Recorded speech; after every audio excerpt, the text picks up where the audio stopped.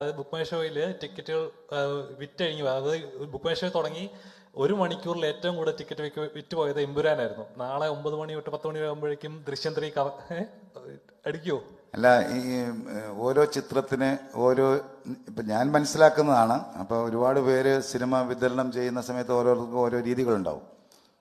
എമ്പുരാൻ ചെയ്ത സമയത്ത് അതുപോലെ 1 മണിക്കൂറിൽ സംഭവിക്കണമെന്ന് വിചാരിച്ചായിരുന്നു അതിനെ അങ്ങനെ വച്ച് ഒരു സമയത്ത് പുറത്ത് പറഞ്ഞ് ഒറ്റയടിക്ക് ഒരു സംഭവം ഉണ്ടാക്കി, ഒരു ബ്ലാസ്റ്റ് ചെയ്യുന്ന പോലെ ഒരു സംഭവം ഉണ്ടായത്.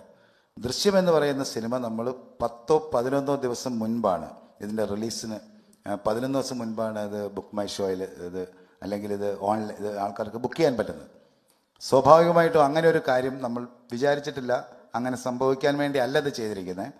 ഇത് ഓരോ ഷോസും ഫുള്ളായി, എല്ലാ ഷോസും ഫുള്ളായി കഴിഞ്ഞ് അടുത്ത ദിവസവും നേരത്തെ ടിക്കറ്റ് എടുക്കാൻ പറ്റുന്ന ഒരു സംവിധാനത്തിലേക്ക് കൊണ്ടുപോവുക എന്ന് പറഞ്ഞാൽ ആദ്യമായിട്ട് ചിന്തിച്ചിട്ട് ഇതിക്ക് മുൻകാലങ്ങളിൽ ഞാൻ കണ്ടിട്ടില്ല.